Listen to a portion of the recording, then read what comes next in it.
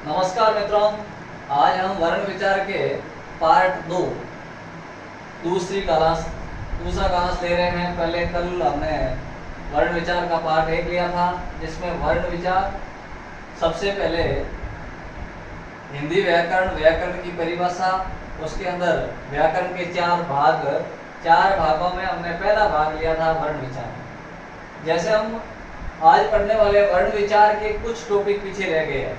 जैसे हमने कल स्वर और व्यंजन पढ़ लिए हैं, विशेषकर स्वर और व्यंजन को विस्तृत रूप से पढ़ लिया है, लेकिन उसमें कई प्रश्न अभी भी बाकी रहे। एक तो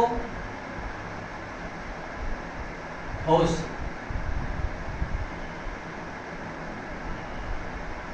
अघोष, और एक अल्प प्राण महाप्राण। कल का कालांश पूरा समझ लिया है, तो आप इसको विशेष कर समझना, क्योंकि यह अधिकतर प्रतियोगी परीक्षाओं के लिए महत्वपूर्ण है। अल्प प्राण, महाप्राण और घोष, अघोष ऐसे प्रश्न आ जाते हैं। निम्नलिखित में से घोष वर्ण छांटिए। इसमें 4 वर्ण दे देते हैं, तो ऐसे कंफ्यूज करने वाले वर्ण होते हैं। तो इसमें सबसे पहले इनको हम सीखेंगे घोष, अघोष कंपन के आधार पर। यह कह सकते हैं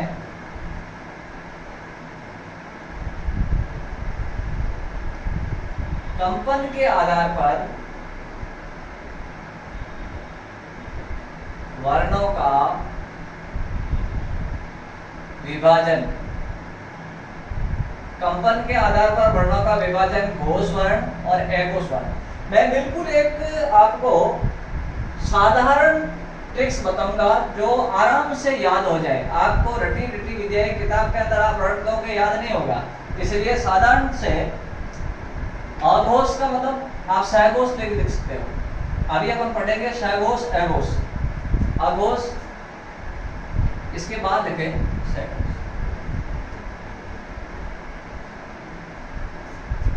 सामान्यतः हम डिक्शनरी पढ़ते हैं तो ए वर्ण वाला शब्द पहले आएगा, ये बाद में आएगा, इसलिए हमने ए को थोड़ा ये पहले लिख दिया है। अघोष वर्ण, सघोष वर्ण। इसमें कौन कौन से वर्ण आते हैं और इसमें कौन कौन, जिस वर्ण में कंपन हो, जिस वर्ण को लंबा खींचा जाए, कंपन हो, उसको हम घोष कहेंगे। घोष, सघोष। अब इसको अपन अलग अलग विभागों में बांटेंगे। थोड़ा सा विशेषकर ध्यान रखना, कुछ ट्रिक बताऊंगा। आप 1, 2, 3, 4, 5, 1, 2, 3, 4, 5। मतलब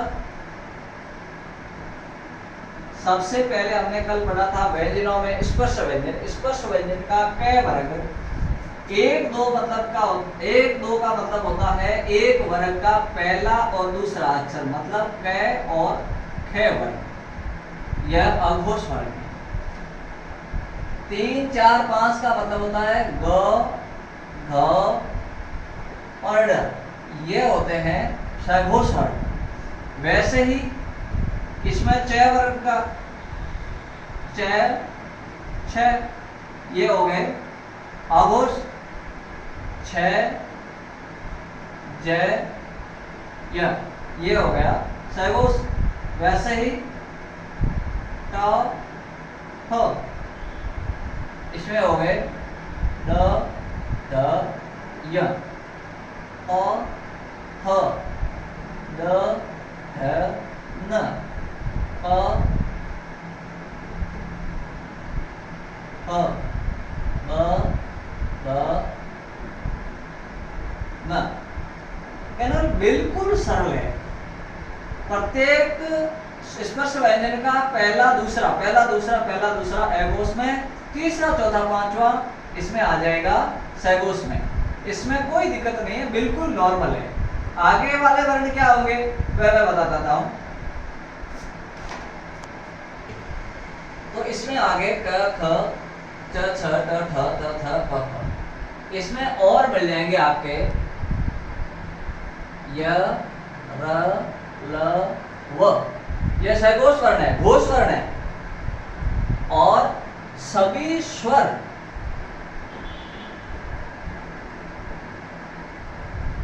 स्वर है वो सहघोष है। अधिकतर विद्यार्थियों, देखना आप बंधुओं, क्या होता है किताब के अंदर घोष और अघोष आएगा, सघोष कहीं लिखा हुआ नहीं होगा, लेकिन कहीं कहीं होता है।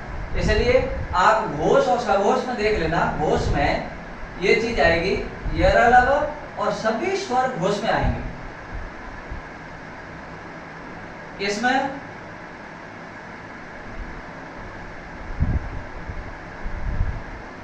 श, श, से, ह, ये 4 वर्ण अघोष में मिलेंगे। तो इसमें कोई किसी के कंफ्यूजन हो तो कमेंट में बता देना। अघोष वर्ण यह है और सहघोष वर्ण यह है, नॉर्मल है। सहघोष वर्ण में अघोष तो पहले आ गया, इसलिए 1 2 ए से शुरू करना। 1 2 स्पर्शी व्यंजनों में लास्ट में श है, ये याद रखना। सहघोष वर्ण में क्या 3 4 5, प्रत्येक वर्ग का तीसरा चौथा पांचवा वर्ण। फिर यरलव, मैं पर पंक्ति खत्म होते यरलव, चारों सहघोष है। और सभी स्वर है वो सहघोष है, सभी स्वर है वो सहघोष है। अभी हम पढ़ने वाले हैं अल्प प्राण महाप्राण। जब भी हम स्वर पढ़ते हैं, वर्ण पढ़ते हैं, भाषा की सबसे छोटी इकाई,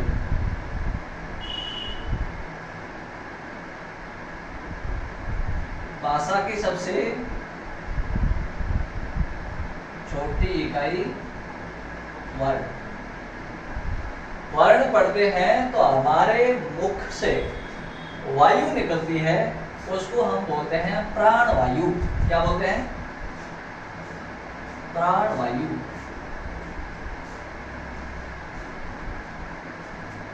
प्राण वायु, इसमें प्राण वायु देखिए, अल्प प्राण और महाप्राण। कई बार अक्सर ऐसे बोलते हैं जिसमें वायु कम निकलती है और कई बार ज्यादा निकलती है, इसलिए अल्प प्राण महाप्राण 2 भागों में बांटा है। यानी इसको हम कह सकते हैं, इसको पहले समझो। मैं भाषा की सबसे छोटी इकाई वर्ण है, यह प्रश्न आ सकता है, इसको आप विशेष कर उत्तर दे दें, और कई बार आता है। और एक प्रश्न यह भी बनता है, भाषा की सबसे छोटी मौखिक इकाई, भाषा की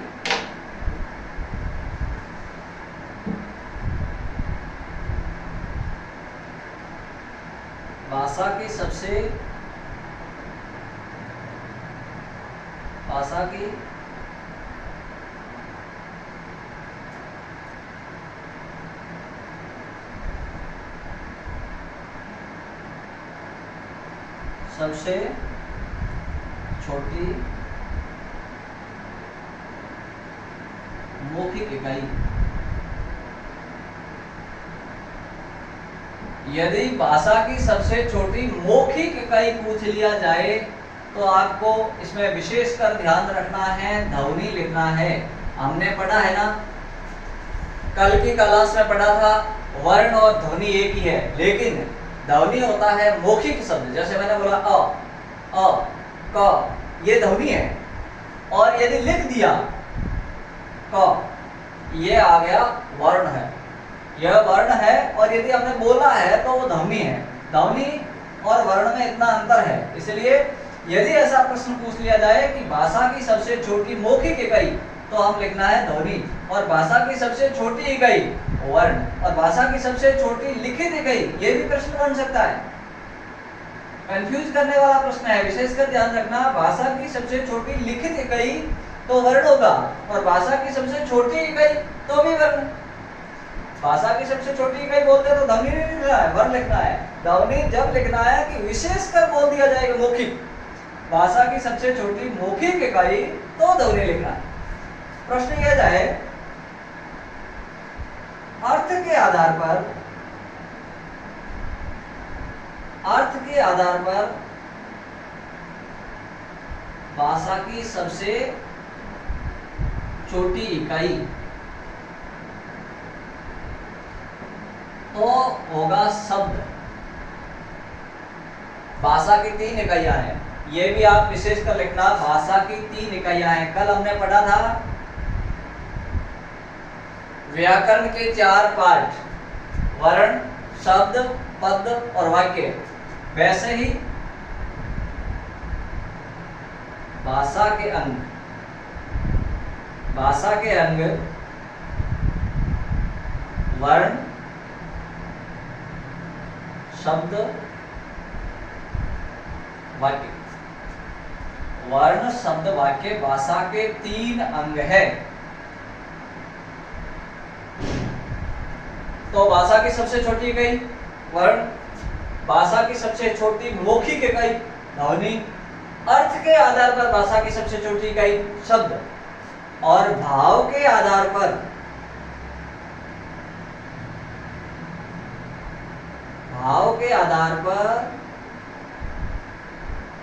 भाषा की सबसे छोटी इकाई।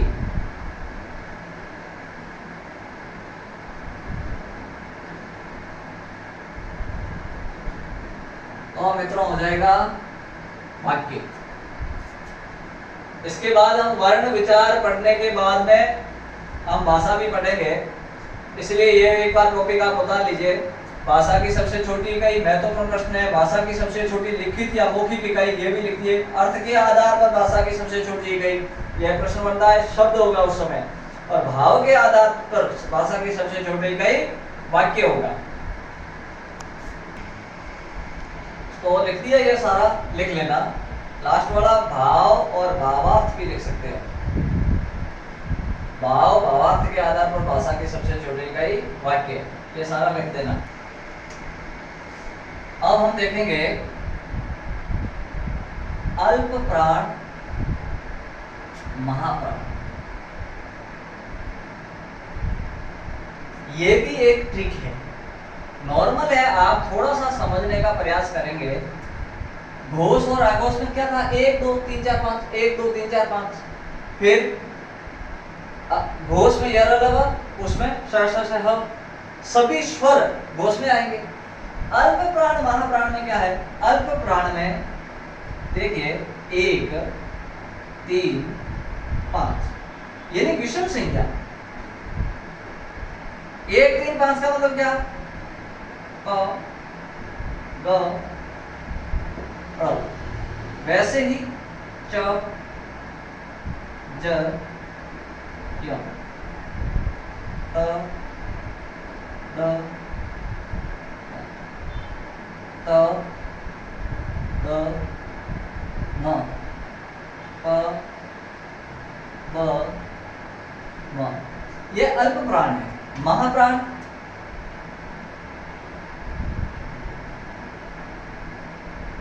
दो चार, यानी सम संख्या ख ग छ झ ठ ढ थ ध ह ब।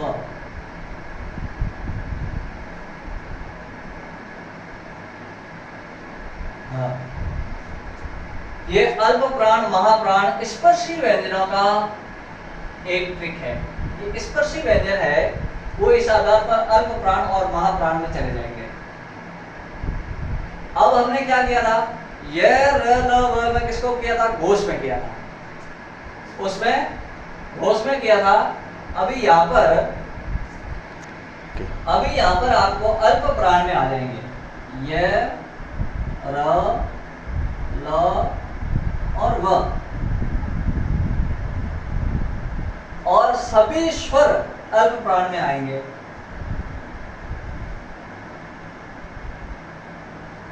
सभी स्वर अल्प प्राण में आएंगे। पहले क्या था, सभी स्वर और ये र ल व ये साथ में रहेंगे, क्योंकि ये र ल व को हमने कल क्लास में पढ़ा था, उसमें स्पष्ट लिखा था ये र ल व व्यंजनों के अर्ध स्वर भी कहते हैं। व्यंजनों में यदि अर्ध स्वर है तो ये र ल व है। इसमें कहने का मतलब प्राण वायु बहुत कम निकलती है। श स स ह, ये महाप्राण। ये क्या है? महाप्राण। और ये अल्पप्राण। ये लिख देना एक बार। अब हमने पढ़ लिया घोष, अघोष, अल्पप्राण, महाप्राण, स्वर, व्यंजन।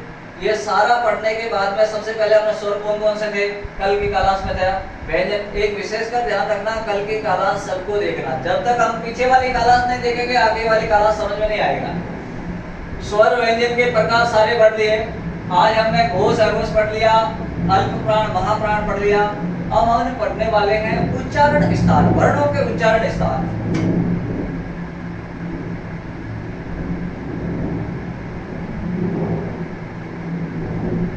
वर्णों के उच्चारण स्थान। उच्चारण स्थान किसे कहेंगे?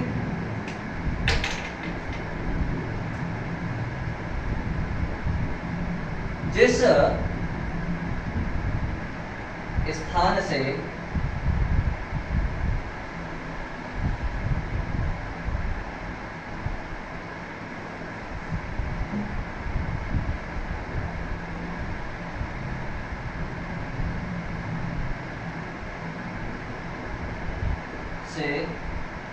वर्ण का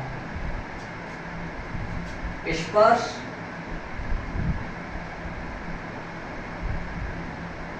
या उच्चारण होता है, उन्हें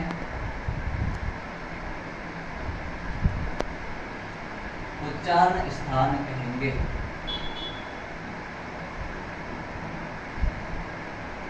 जैसे मैं लिखता हूं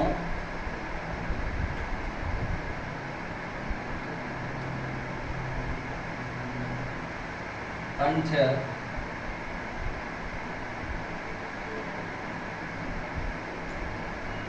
तालु, मूर्धन्य, दंत्य, ओष्ठ। ये 5 मूल स्थान हैं। उसके बाद में जोड़ देंगे दंतोष्ठ है या फिर कंठोष्ठ है।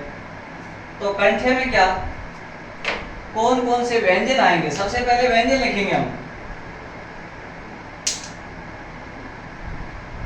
क वर्ग, पूरा कंठ में क वर्ग। क वर्ग का मतलब क्या? क, ख, ग, घ, ङ।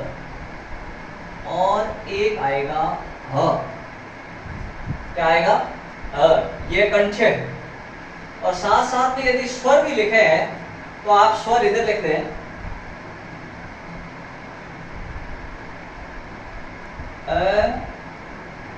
आ। ये कंठ है। उच्चारण स्थान, ये अधिकतर प्रश्न प्रतियोगी परीक्षाओं में पूछा जाता है। विशेषकर ध्यान रखना कंठे। कंठे में क वर्ग, क, ख, ग, घ, ङ और अ। ये कंठे, कंठ से उच्चारण होता है। क, ख, अ, आ। एक बार सभी आप प्रयोग की दृष्टि से आप बोल कर देखिए। तालु, तालव्य में क्या? च वर्ग। तालव्य में च वर्ग आएगा। च वर्ग में क्या? च, छ, ज, ज, ण। च वर्ग में ये अण तक आता है। लिख भी दें छ, ज, ज। और इसमें आप ये और श, इसमें तालु में य, श, इसका उच्चारण साथ में होगा। और स्वर में आ जाएगा ई, बड़ी ई। ये तालव्य है। च वर्ग, च, छ, ज, ज, ण, य, श, ई, ई। अब मूर्धन्य। मूर्धन्य में ट वर्ग। ट वर्ग मतलब ट, ठ, ड, ध हाँ। उसके साथ में र और श, षटकोण वाला र और श, और इसके साथ में स्वर आएगा री। स्वर कौन सा आएगा? री। अब दंते में तय वर्ग तो थ द ध न, इसके साथ में एक ल और एक श, सड़क वाला से, से, ये इसका उच्चारण ये होगा से, और यह था श, इसका उच्चारण स्थान अलग है, इसका उच्चारण अलग है। हम कई बार इसकी गलतियां करते हैं। आगे भी एक दो वर्ण मैं बताऊंगा आपको। दंते में तय वर्ण त थ द ध न और र श, और इसमें स्वर का कोई उच्चारण स्थान नहीं है, स्वर नहीं है। अब पढ़ेंगे ओष्ठ। अब ओष्ठ, ओष्ठ में क्या होगा? क वर्ग प फ ब भ न, इसके साथ में स्वर आएगा उ, बड़ा उ, छोटा उ, बड़ा उ। अब हम लेंगे, ये तो मूल जो उच्चारण स्थान था इसका, कंठे का क वर्ग साथ में है क ख ग घ ढ, च वर्ग च छ ज, ये बंद हो गया। ये श, तय वर्ग में ट ठ ड ढ न, र श, तय वर्ग में त थ द ध न, ल स, और प फ ग घ में स्वर में ध्यान रखना ए आ ई री कहाँ उच्चारण स्थान है इसका। एक बार आप बोलेंगे, बोल बोल प्रैक्टिस करेंगे तो आपको आसानी से याद हो जाएगा। अब हम लेंगे जैसे कंठ और ओष्ठ, कंठ और ओष्ठ, कंठ और ओष्ठ से ए ऐ यानी होठ भी हिल रहे हैं और कंठ से आवाज आ रही है। उसके बाद में लेंगे तालु ओष्ठ,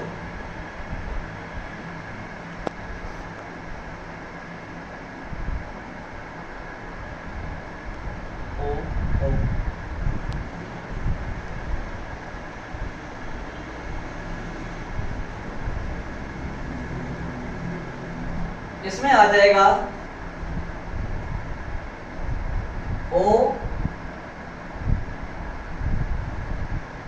औ, ओ और औ। ये ओठ वृक्काकार बन रहा है। बाद में लेना है दंत्य धन ओष्ठ, दंतोष्ठ। दंत को और ओठों को, दांत और ओठों को मिलाकर एक वर्ण बनता है, वह व, यानी दांत भी इकट्ठे हो रहे हैं और ओठ भी। इसको, यह है व्यंजन, वह व्यंजन का दंतोष्ठ से उच्चारण स्थान है। ये हमारी उच्चारण स्थान की एक वर्ण विचार में लगभग हो गया है, आज पूरा हो गया है वर्ण विचार का। कोई भी टॉपिक समझ में नहीं आए तो मुझे कमेंट में बताना। जैसे कल की क्लास पूरी समझना, स्पष्ट व्यंजनों को और स्वरों को, व्यंजनों के प्रकार पूरे समझना। उसके बाद में आज घोष और अघोष वर्ण पढ़े हैं, उसके बाद में अल्पप्राण महाप्राण पढ़े हैं और उच्चारण स्थान। इसमें कहीं भी किसी को समझ में नहीं आए तो मुझे कल शब्द विचार क्लास लेंगे, उसमें आप कमेंट बता देना, मैं उसमें बता दूंगा। धन्यवाद। चलो मित्रों, फिर कल शब्द विचार में मिलते हैं। एक बार ये आप वापस उतार लेना रिवीजन के लिए, मैं कल एक बार वापस बता दूंगा। तो कंठ पांच ये है, इसके साथ में कंठ ओष्ठ से ए आई, सॉरी कंठ ओष्ठ नहीं है, एक बार विशेष देखना, कंठ तालु है, मिसप्रिंट हो गया। कंठ तालु से ए आई और तालु ओष्ठ से नहीं है, ये भी गड़बड़ हो गया। कंठ ओष्ठ से ओ औ, दंत ओष्ठ से वह, सही है। तो ये आप एक बार लिख लेना और कोई समझ में नहीं आया तो बता देना। चलो, धन्यवाद।